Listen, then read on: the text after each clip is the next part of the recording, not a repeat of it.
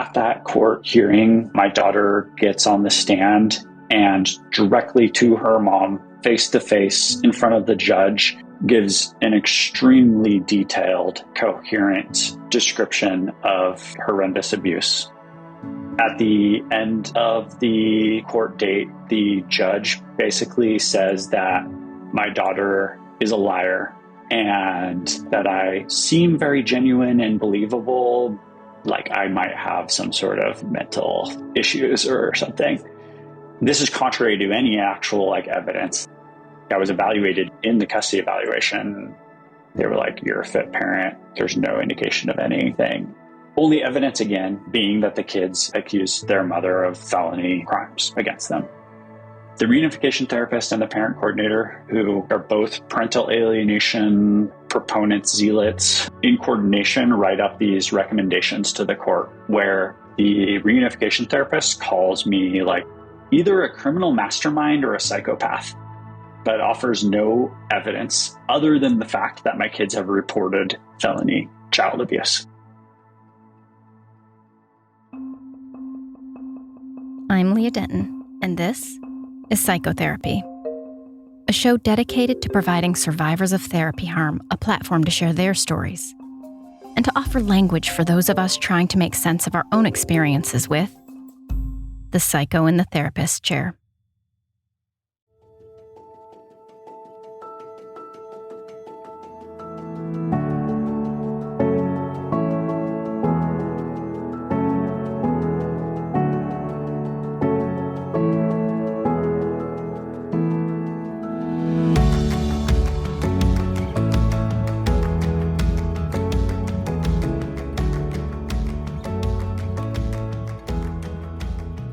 This week, we're continuing the story of Maya and Sebastian, a brother and sister who were forced into reunification therapy with their mom, despite their serious, detailed allegations about the ways their mom had abused them.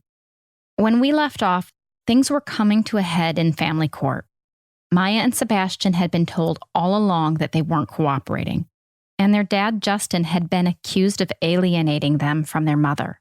So they were all called back in for a hearing to determine if the kids would be sent to an intensive reunification camp. Maya remembers sitting on the stand sobbing and telling her story, while her mom just watched stone-faced and fed her attorney questions for cross-examination. Meanwhile, the court also had the therapist from the reunification camp testify, as well as the transport company that the camp uses, who assured the court that they would do nothing to harm the kids. They'd barely even touch them. The transport company testifies that they use no force, that they at most will put 2 fingers around the kid's wrist, that they won't push or pull, that they will just talk to the kids and convince them to come along with them. It turns out Justin's ex had already hired the camp and the transport company months earlier. Even before any of the serious abuse allegations, she had set the whole thing up. And by the end of the hearing, the writing was on the wall. The decisions had pretty much all been made. The eventual court order that the judge signed had even been written by the therapist who runs the reunification camp. So the judge signed that order, which said that transport agents were going to come and take the kids, that there was going to be no contact with me, my family, their friends, anyone for at least 90 days, and that the reunification camp therapist would be in charge of recommending whether that 90-day no contact was extended. And the only way to get the no contact lifted would be basically if I admitted that I made all of this up and got my kids to say all these things. Maya could tell what was happening too. And by that point, she'd even written a paper about forced reunification for school. She's a smart kid, AP student, and she'd done all sorts of research, so she knew exactly what to expect. She and Sebastian were staying at their grandparents' house during the hearing, and that's when Maya started posting videos, asking anyone and everyone to bear witness to what was happening. When the seemingly inevitable decision was made, Maya and Sebastian refused to leave their grandmother's house. This was absolutely wrong, and they would not be going willingly. we refused to do that. We refused to cooperate and come back to the courthouse to just be picked up and dragged away from our only safe parent. I was not willing to do that. So we were at our grandma's house, and basically we just decided we're going to stay here. We're going to stick it out as long as we can. If they're going to make us go, they're going to have to make us go. We're not going willingly, and we're going to try and fight it every step of the way. What other option do we have? I'd been ramping up all day where they were like trying to get us to come out, trying to get us to go willingly. During that time, we were inside the house and we were refusing to come out. From inside the house, Maya kept posting videos, pleading with anyone who could come and watch what was about to happen. And maybe they couldn't stop it, but at least this way they would have witnesses. They'd have proof. The court wanted it to be as quiet as possible, like it never happened. But Maya insisted, if you do this to us, the world is going to know. With the transport agents, the first thing was, even before they broke in and got us inside the house, even before the police let them in there, they were outside with Regina Marshall. She had come as soon as the court date was over, and she was outside like some sort of like commanding officer trying to lure us out of the house. I'm a trusted figure, come with me, come with these transport agents. It's easier if you just go along with it, which at that point we didn't trust her to come out there, but I can imagine that could have worked if we had not had that trust so thoroughly broken earlier on, having this person who's supposed to be on our side, who had been pretending to be on our side, saying that. The police were banging on the door, and Maya knew they'd get in eventually. After all, they had magic words, court order. So she and Sebastian ran into the garage. By now, the whole scene was set. Police in the driveway, witnesses filming, transport agents creeping closer, and their reunification therapist overseeing the whole thing. I stood in the garage and I was talking to them. I was like, don't do this. She's been abusive. She's not okay. It's not a safe thing. I don't know if I'm going to survive if I'm with her. After everything I've said against her, I'm not sure if she's going to let me live. And I'm afraid for my life. And there were cops standing right behind them and transport agents right there. And the transport agents were like, no, you need to come with us. You need to come with us. You need to come with us. It's not a choice. You're coming with us willingly or against your will. We'll drag you out of here if we have to. And that's what happened. They dragged us out of there kicking and screaming with all my friends standing there videoing and watching. They eventually got us into the van and shoved us into the back seats. And in that process, they got my head slammed against the ground. I think I lost consciousness for some amount of time. Not too long, but just a couple seconds where I can't remember anything after I hit the ground. And during all of that, with everyone standing on a bunch of my classmates' video, they pulled my pants down while I was going into the car because I was struggling so much, trying not to be taken away. Then from there, they got us into the car, they shoved us in the back seat, and they drove us to LA. People were trying to call me and tell me what was going on.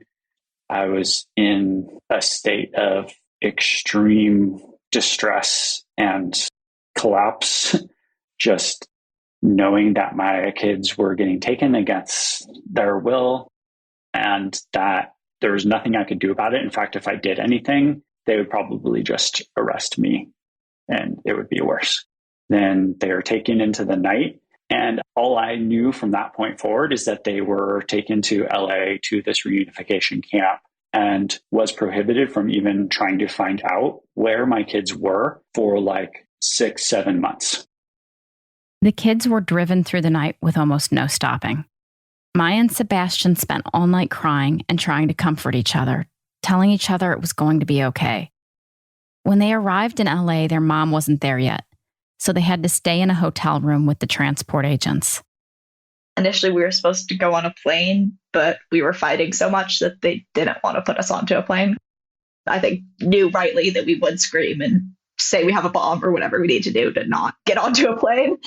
So they didn't take us to the airport and they drove us all the way there, which wasn't supposed to be what happened. So that first night, they had us in a hotel without our mom. So that was just us with the transport agents. We're just terrifying because the transport agents who had literally just beat us up, who had busted open my lip when they were getting me into the car, were sleeping in the other bed in our room and in a mattress blocking the doorway to our room so that we couldn't get out. And inside the apartment, the Airbnb, when they first brought us there, the first thing that they did was they secured it. They made it basically into some sort of prison. They put an alarm above the door so that every time the door opened or closed, it would go like this blaring alarm that was just so loud, and so that we couldn't escape. And they put that on the doors, on the windows, even though we were 6 flights above, as if we were going to jump out of the building or something. And so every time we'd leave to go off to the therapy, it would be these blaring alarms until they shut the door again every time we would leave. Maya says the transport agents kept the TV up as loud as possible in the hotel room so that nobody outside could hear them. And they even removed the bathroom door as well so that her and Sebastian couldn't hide out in there. When they did finally arrive at their so-called reunification camp, it was less like a camp and more like a 4-day intensive at a therapist's house. Except for the transport agents standing guard outside anyway. Our therapist, basically her introduction was, don't try and not eat. If you don't try and not eat and you starve yourself, we'll just send you to the hospital. And once you get checked out of the hospital, you'll be sent right back here. So don't you dare even try that. The transport agents are right there, so there's no way for you to escape this. You'd better just sit there, and if you try and do anything, and saying that this could go on for however long we need it to go on to, and if you don't cooperate, this could be months instead of days. At that point, I sort of realized the only way to get through this is just to cooperate as much as I can and placate them and make sure that they don't hurt us any more than they already have. So that's basically what I tried to do throughout the whole thing. Sebastian and Maya tried sitting together at first, but they were told they needed to separate. The room had one chair with a cushion and one chair without. Basically a good chair and a bad chair. And at first the therapist tried getting Sebastian to sit in the bad chair, but Maya made sure he got the cushion instead. It's a small thing, but it's an indicator of all of the ways that Maya kept trying to protect her little brother. Then during the first session, the therapist said it was time to bring in their mom. Then when they brought my mom in, I hadn't seen her in a room where it wasn't a courtroom, where it was just like unrestrained in a room with her. It had been a long time since I'd actually seen her or interacted with her. And I had almost like a panic attack. I started hyperventilating. I felt like I was about to pass out when I saw her again because I was just so freaked out. And it turned into basically just sympathy for our mom time, whereas she talked about her own being abused as a child and her own trauma of being sexually abused. And she was like, I was actually sexually abused. You weren't. You don't know what it's really like. I know what it's really like. Stop lying. Just going through basically all her childhood trauma and dumping it on us and saying, basically, why are you being so like awful to this person who's actually a victim? During those 4 days, the therapist had Sebastian and Maya recount every instance of abuse and every allegation they'd leveled, so that she and their mom could systematically pick each one apart, trying to convince them that they were just making the whole thing up, that they'd been poisoned into turning against their mom. By then, the videos Maya and her friends had shared were making the rounds on the internet, and the backlash was gaining momentum. Maya could tell that they were worried about protecting themselves. This kind of thing wasn't supposed to happen under such public scrutiny, and they needed the kids to recant everything and assure the world that they were fine. Everything was okay now. They demanded that we write back comments to them. Don't you feel bad about what you've done to us by putting this on this? Look at all these awful things that people are saying to us. Look what you did to us. These therapists were saying that to us. Look at all these threats that we've gotten, everything that we've gotten. Look what you did, and look what you did to these transport agents too. You need to apologize to them. So they made us write apology notes to the transport agents who had just physically assaulted us and kidnapped us. They made us take smiling pictures with them, so it looked like we were like happy and safe. And then throughout the sessions, they made us hug our mom and sit with her. And they had Sebastian sit on her lap during part of it. Go over, go hug your mom. And basically just ignore everything that ever happened. You're liars. You don't know what really happened. And it doesn't matter anyway because you're going to live with your mom and there's absolutely nothing you can do about it. Towards the end of this reunification camp, the powers that be dropped a bombshell. Instead of going back to their mom's house, where the kids could at least see their friends and maybe even their dad sometimes, they'd be moving to an entirely new state. The big thing was initially I thought that we were going back to Santa Cruz. Even if we were living at our mom's house, I'd still be going to my son's school. I'd still be able to see my friends. But then they used the excuse of all the backlash and everything that had happened online to be like, we can never go back. And so then towards the end of that, they were saying, no, you're not going back to Santa Cruz. You're never going to see your friends ever again. You're never going to see your dad ever again. They weren't saying you're never going to see your dad ever again. They were saying if he cooperates, if he does therapy, if he recounts everything that he said, and you recount everything that you've said, then maybe in months after he's worked on himself, then he can see you guys somewhat. But then they decided that we were moving back to Olympia. So they packed us up to move to an entirely new city and state so that we couldn't be found. They had announced that we were going back to Olympia, that we were never going back to Santa Cruz. And part of that was they said, well, first off, you're doing a week in Hawaii. Here's your reward for doing this. Here's your transition period between here and Olympia. And so the transport agents were still with us at that point. They stayed with us the whole 4 days. And our mom needed her Botox or something. So as soon as we left, we drove to Redwood City to get her Botox. And we stayed with the transport agents, basically being like babysitters for her. Then after that, we got on a plane and we went to Hawaii. The transport agents flew us all the way there. And then we were rolling with her. That whole week in Hawaii was, for a lack of a better word, surreal. Maya felt like she wasn't even really there. All she could think about was trying to get her and Sebastian out, but there was really no escape. They couldn't run away since the transport agents would probably just come for them again. And they couldn't go to the police or tell anyone they were in danger because the whole system had already lined itself up behind their mom. So Maya says it was back to pretend life. Everything was fine, just move along. Never mind that we're terrified and essentially prisoners, and that we're not allowed to contact our dad or our grandma or any of our friends. And those alarms were not just at the Airbnb during the therapy in Hawaii. Our mom put them on the hotel room door so that every time we would go in and out of that hotel room, inside this busy tropical resort, every time we'd leave and enter the place, those alarms would go on and off every single time we shut that door, just reminding us, I guess, that we're still not trusted and that we were still basically imprisoned there. And even after we got back from Hawaii, once we were in Olympia, there was a whole month where we were living in an Airbnb before she was able to find a house. So during that time, she also still had the alarms on every door. And if we needed to leave, we'd have to ask her to disable it before we left going out of there. And she basically kept us fully imprisoned and locked in for a month and a half with the reunification in Hawaii and the month in Olympia where she had those on the doors. It was Halloween when we were in Hawaii, and then it was after that. We were at Olympia, and she got an Airbnb and started looking for a house immediately. And pretty much straight away, okay, so either we're homeschooling you or you're going to have to tell no one, pretend you're basically entirely new people. If anyone finds out, we're going to have to move again. So keep it a secret, and you're going to the public school that was there. One of the things that they decided was that we needed to change our names because they thought that people were going to find us from the internet. So they made us change our last name to Larson so that we couldn't be found and so that we'd be hidden and unreachable. It was only because we were so against it that they didn't make us change our first names.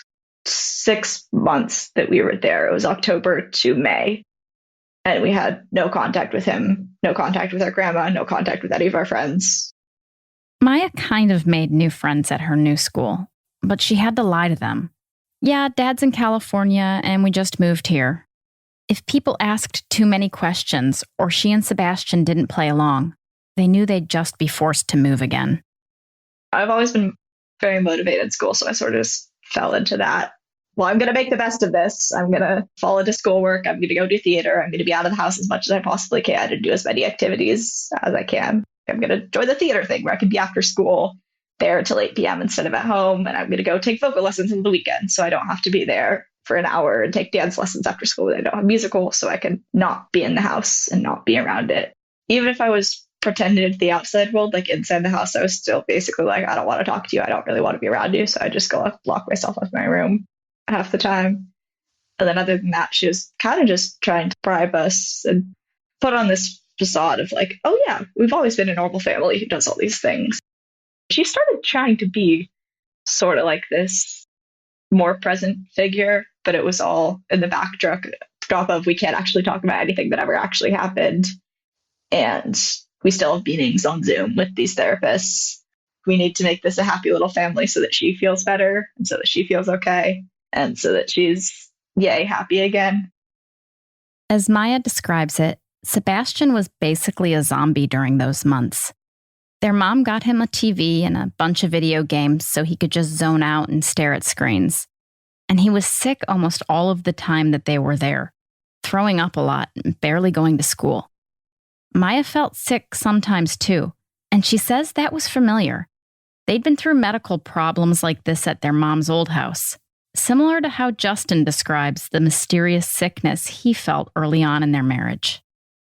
At one point, Maya told her lawyer she didn't want to be with her mom. She wanted to go home to Santa Cruz and asked permission to talk to the judge again.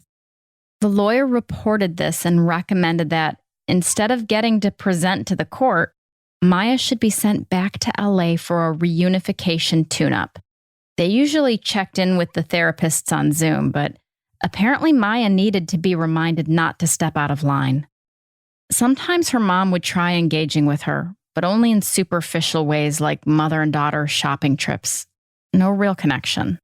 Every once in a while, Maya would think about trying to sneak away, but it didn't seem like a viable option. In my head, I was like, if she finds out, it could get a whole lot worse than this. They were like, this is the good option. This is the option where you're still together. You still get to see your brother. You're still in a normal house. You still get to see people at school. You're not actually in a mental institution, so feel grateful for that. It was said that we would go to like a wilderness camp.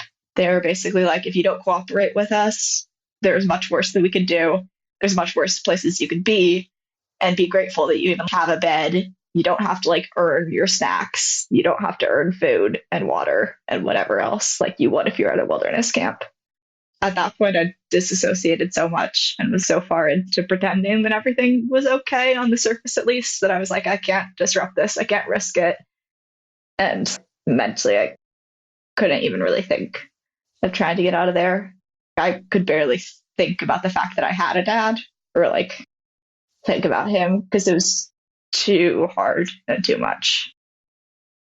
Justin says during those 6 months of no contact and having absolutely no idea where his kids were or what was happening to them, he spent $800,000 on lawyers trying to fight back.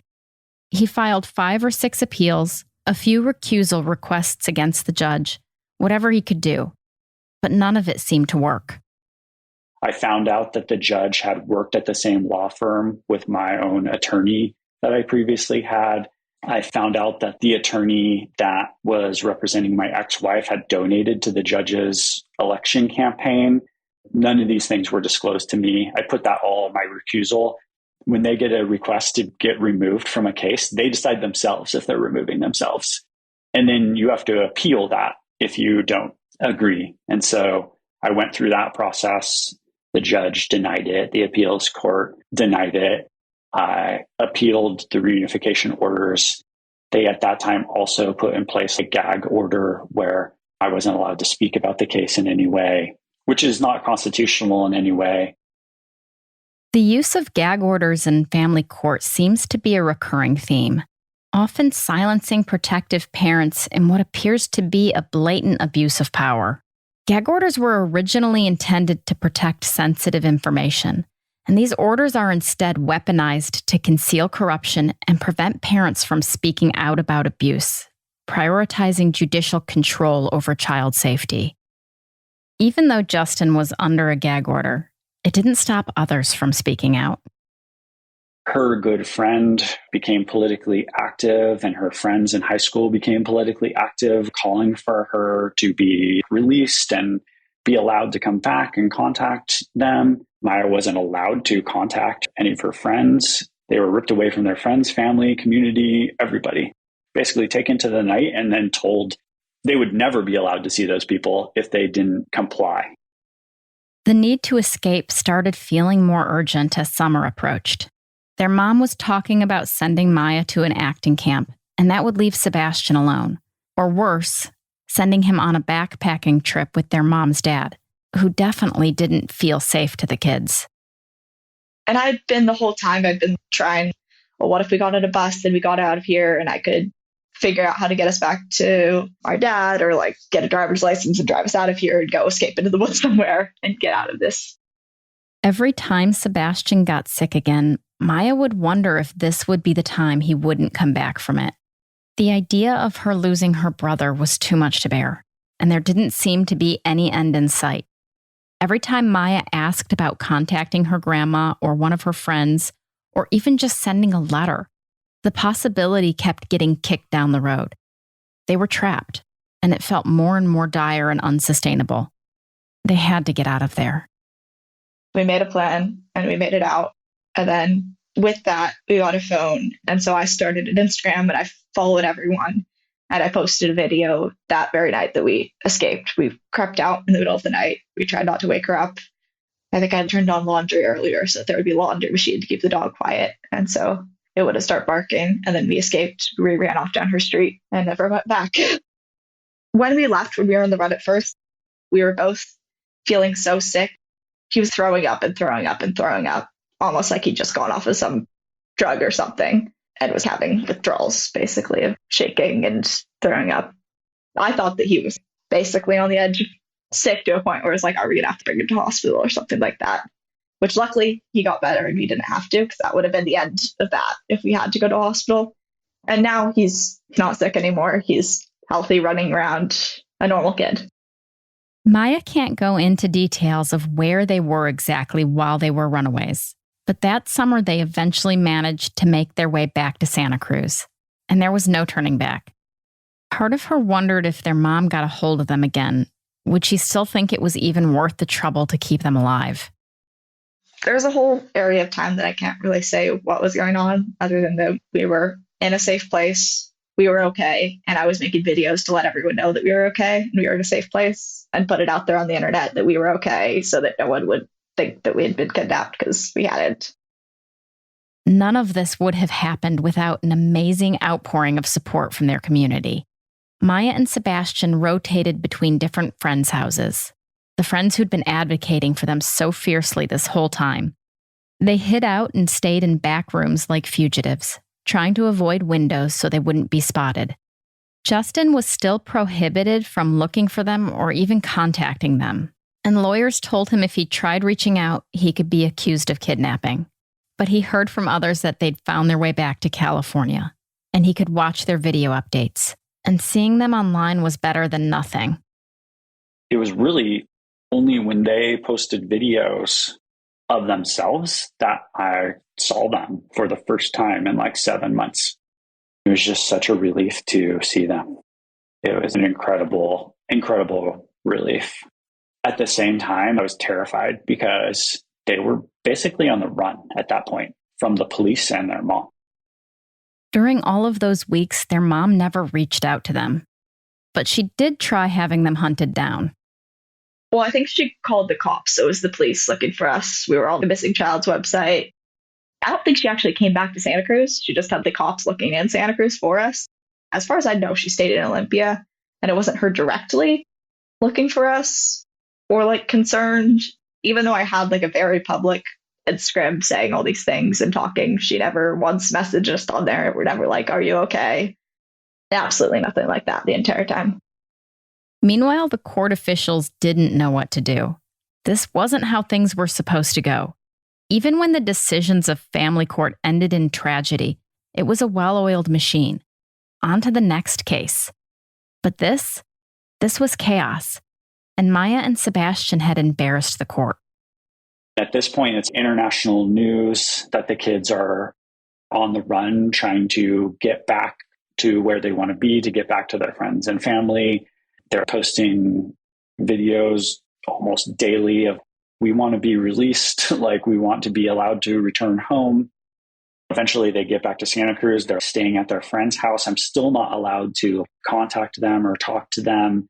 We're terrified that they're going to be seized again. But the reunification therapist that had been orchestrating a lot of this comes to court and tells the judge that her recommendation is that the kids get taken to a psychiatric facility.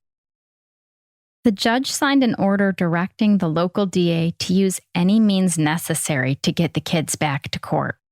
Arrest them, detain them, whatever it takes. Never mind that hunting down runaway kids and then detaining them isn't really something that the police do. The reunification therapist said she couldn't be involved in the case anymore. She was facing a great deal of backlash and knew there was a good chance Justin and the kids might eventually pursue legal action against her. She claimed the kids had been seduced by the dark forces of the internet, that they'd been turned against their mother and convinced to run away, and that the only way to keep them safe was to lock them up in a psychiatric facility. The judge was also facing mounting pressures from international news articles, protesters, a growing wave of outrage, and it's clear that the pushback was having an effect. Justin was trying to offer any solution he could think of. The kids could live with his mom or a friend, anything to make sure they were safe and provided for. At one point, he heard that the police and DA told the judge, "We won't participate in taking these kids again. We can't." And by then, an effort to ban reunification transport companies in the county was well underway, championed in part by Maya's friend. The courts, they were basically panicking because, kids don't do this, or they didn't do this. They're like, what do we do? How do we get these kids back? And they were also panicking because there was such a public outcry. There was a public outcry when we were taken, but when we were on the run and hiding, posting videos every day and just begging them to please let us come back with your dad and telling everyone about everything that happened in between and explaining all the reunification and every horrible thing that we'd been through, basically, in as much detail as possible, just to try and put it out there so that they couldn't just take us back and have it disappear. That, I think, pressured the court enough with the public outcry that was happening and the protests that my friends organized and just mounting public pressure on these judges and on the city and everything made it so that they did, in the end, reverse the order and give her dad back custody because there's no way they're going back with their mom. She refuses to come get them. The police weren't able to get us. The only place we were willing to go was back with our dad. So then they reversed custody and gave it back to our dad, and we were able to go back and live with him. That was in, I believe, late July. So we left the very end of May, first day of June, and it was late July by the time that they reversed those orders. The kid's mother, my ex-wife, wouldn't come to Santa Cruz to try to get the kids. She was sending PIs and people to try to stalk them and find them, and was, I think, trying to get some kind of transporter there to grab them again or something, but obviously couldn't do that because it was now illegal. And at that point, I basically ran out of money. I'd spent literally, without selling my house, I had no more money to pay lawyers, therapists. It was all gone.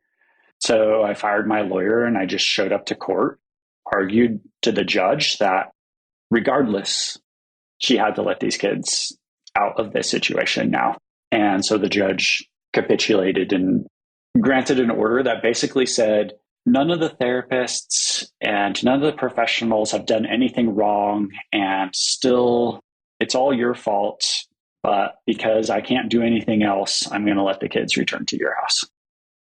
Even though things finally start to go the right way, a lot of court systems still make it as complicated as possible. So the judge in this case says, our hands are clean. Nobody here did anything wrong, but sure, I'll change my mind and let the kids come home. And oh yeah, it doesn't go into effect for 24 hours. So everybody just hang out in limbo for another day. Justin can't think of any reason for that delay other than maybe needing to exert one last bit of control over his family. But finally, all of the hoops were jumped through, and Maya and Sebastian were reunited with their father. And then for the first time in 7 or 8 months, my kids came home, and I was just so relieved to have them. And just my son especially was just, I thought I'd never see you again. Such a, is the most relieving day in my life, probably. So amazing. I wasn't even able to think about him because of how much I missed him when we were gone, but it was the greatest feeling in the world to be able to see him again. In my head, I'd started thinking, since I hadn't heard from him and I hadn't seen him in so long, I was like, is he dead? That's what it felt like. It didn't feel like he was there anymore. So to be able to have him back was like someone had come back from the dead. There are still appeals and complaints underway. Justin says they may be able to secure some sort of financial compensation down the road, but he really can't get into that since everything is still very much in progress. It's an uphill climb, and as we've heard on this show over and over again, securing any sort of meaningful accountability can be next to impossible, whether in court or in a therapy office. But in the meantime, Justin and his kids are learning to move forward. Maya got to start her junior year back in her old high school, and she's trying to look ahead toward the rest of her life. I'm not quite sure exactly what the next step is. I just want to figure out what I want to do with my life. And I do want to still be a part of the advocacy and everything. And obviously, I can do that a lot more with turning 18 than I was able to as a kid, because there was still always the threat of being sent back to her. And there's still that over my brother, but at least I'll be somewhat free over that advocacy and then figure out what I want to do with the rest of my life. Well, life now is pretty good for us. Obviously, there's just a tremendous amount of healing and work to kind of get through this level of trauma. I see the effects of that trauma on myself and on my kids, and the ways in which they are fearful and defensive that they weren't before. On the other hand, they're doing really well. My daughter's turning 18. She is finishing high school. She's got a great group of friends. She's done well in high school. She's going to go to college. My son has just really flourished and doing well, about to go to high school. He is on the surf team here in Santa Cruz, super fun, and has a great tight group of friends. They're both doing so well, and our life is just so much better, and we're not living in a real life nightmare anymore. I'm in contact with a number of people that are either families or advocates, and try to help people with advice. It is a great emotional toll to talk to other people about similar situations that they are still stuck in. It is very difficult to go into a situation with somebody who is living out this nightmare. Also, I don't have any magic bullets for them. In a lot of these situations, when I talk to these people, they are in impossible situations like we were in. There's nothing I can do for them, and there's almost nothing that they can do to get themselves out of these situations without great trauma and risk and harm to themselves and their children. I asked Maya what she might want to say to kids and families in similar situations, and I hope her answer is heard far and wide. Well, if you're going through the same thing that I went through, you can fight it and you should fight it, because it's not going to get better just going along with it. The only way it gets better is if you get fully out and fully away. You do have power and control and the ability to help yourself, and putting your story out there and telling people what's going on. People will be on your side. They're not going to be on your abuser's side, because you are a child and people do believe children, even if the family court would have you think otherwise. And as we have heard in the last few episodes, there is a groundswell of support for family court reform across the country right now. One by one, individual states are enacting laws to protect children from harm, and to mandate that reunification should not be the knee-jerk law of the land when there's any possibility of abuse. We've talked about Caden's Law before, and the version of that in California is called Peaky's Law, named for a boy who was murdered by his own father. There is hope. The hope is passing these laws. So in California, Maya testified and moved lawmakers to tears and condemnations of these professionals. We got unanimously passed and then signed by the governor a law in California which prevents forced reunification therapy, transport, or custody reversals for the purpose of reunification. The most important change we can make as a society is to believe victims when they come forward. We need to separate two things. I think our society does an okay job at weighing criminal evidence and deciding carefully how to treat criminals. And we should not rush towards imprisoning or punishing people, and that can also be very destructive. But we need to separate that from believing victims and protecting victims. And when a child or an adult come forward and say that they've been the victim of abuse, whether it's sexual, physical, psychological, emotional, our response as a society needs to be to believe them and protect them. You can find the Maya and Sebastian page on Instagram to reach out and learn more about their journey. Maya also recommends looking for One Mom's Battle on Instagram for learning more about the ongoing work of family court reform. A big thank you to this week's guests, Maya and Justin, for sharing their stories. We wish them all of the best in the years ahead. I'd also like to thank Bo Denton, who is the writer of this show, for his hard work and commitment to excellence, as well as our talented audio engineers at Peachtree Sound for making it all come together.